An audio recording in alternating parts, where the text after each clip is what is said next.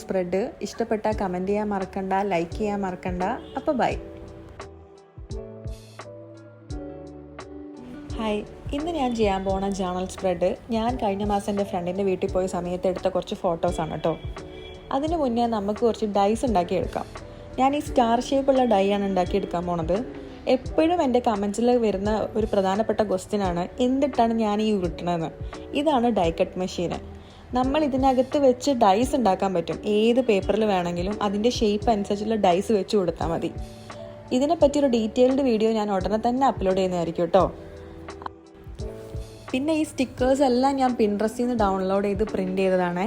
നിങ്ങൾക്കും ഇതേപോലെ സ്റ്റിക്കേഴ്സ് വേണമെങ്കിൽ പിൻട്രസ്റ്റിൽ ഒരുപാട് ഓപ്ഷൻസ് അവൈലബിൾ ആണ്.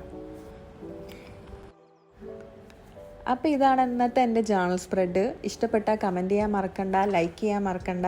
അപ്പോൾ ബൈ.